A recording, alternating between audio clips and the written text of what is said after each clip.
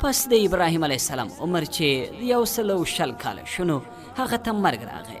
که څه هم ابراهیم علیه السلام د مرګ نه هر وخت یریده، په دې وجه خدای پاک دا غوښته چې د هغه مرګ دې د هغه مرضۍ مطابق شي. نو ناګهانه یې یو بوډا مېلمه د ابراهیم علیه السلام ته راولېږه. هغه ورته خوراک راوړ، لیکن د ضعف په وجه هغه خوراک نشو خوړلی. ابراهیم علیه السلام ترې پوښتنه وکړه چې ستا عمر به څومره وي؟ هغه وویل چې زما عمر 160 کاله دی. ابراهیم علیه السلام افسوس وکړ چې شاید په دې کال کې په ما هم دا حال راشي. اوس خو زما عمر د ده نه څه ورځې کم دی. بیا هغه ووی یا الهي، زه خپل عمر د دې نه زیات نه غواړم. د دې نه وروسته یې خپل 4 زامن را وغوښتل او وصیت یې ورته وکړ چې ای بچو، الله تعالی غوره کړی دی د پاره ستاسو دین د اسلام، او ممرئ تاسو مګر چې ای تاسو مسلمانان، او د خدای پاک دا دین ما تاسو ته اورولی او ښودلی دی. اسماعیل علیه السلام عرض وکړ چې تا ته خدای پاک د څه کار په سبب نبوت درکړی دی؟ ابراهیم علیه السلام وویل چې په 3 سببو سره ما ته خدای پاک په دې وجه نبوت را کړی دی. لومړی دا چې ما هیڅکله د رزق غم نه دی کړی چې زه به سبا څه خورم. دویم دا چې ما بغیر د میلمه نه ډوډۍ نه ده خوړلې.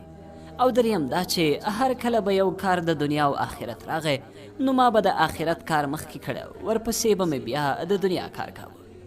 د دې 3 خصلتونو په سبب الله ما ته خلافت او نبوت را کړی و. ابراهیم علیه السلام خپلو زامنو ته دا وصیت وکړ او بیا وفات شو او همالته دفن شو. د پلار د وفات نه وروسته زامن خپلو ځایونو ته لاړل او هلته یې سکونت اختیار کړ. بیا اسماعیل علیه السلام اسحاق علیه السلام ته وویل چې ما ته د پلار د میراث نه څه حصه راکړه، د دې دپاره چې د پلار نښان او تبرک زما سره هم وي. په جواب کې حضرت اسحاق علیه السلام اسماعیل علیه السلام ته وویل چې ته زما برابر نه یې، په دې وجه ته د میراث نه محروم یې او تا ته به د پلار حصه نه میلاویږي. په دې خبره اسماعیل علیه السلام خفه شو چې په دې کې جبرائیل علیه السلام راغی او اسحاق علیه السلام ته یې وویل ته په د ځان اوچت مه ګڼه، ځکه چې د ده په اولاد کې به محمد رسول الله صلی الله علیه وسلم پیدا کیږي.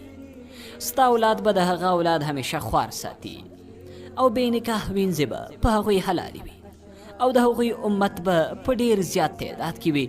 د دې خبرې په اورېدو سره اسحاق علیه السلام ډېر وژړل چې د ډېرې ژړانۍ سترګې پولی شوې او د دې ژړا په وجې د سترګو نظر ختم شو. د دې خبرې نه 2 کاله وروسته جبرائیل علیه السلام راغی او اسحاق علیه السلام ته یې وویل چې زه تا ته د خدای له طرفه یو زیری درکوم چې ستا په اولاد کې به 4,000 پیغمبران پیدا کیږي، چې په هغو کې به یو موسی علیه السلام وي چې د خدای سره به خبرې کوي او د هغه لقب به کلیم الله وي.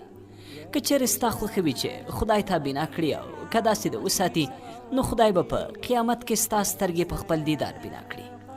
اسحاق علیه السلام وویل بس زه سترګې نه غواړم، خدا شوق لرم چې خدای پاک ما ته خپل دیدار وښایي. او د اسحاق علیه السلام 2 زامن وو، د یوه نوم ایس او د بل نوم یعقوب و.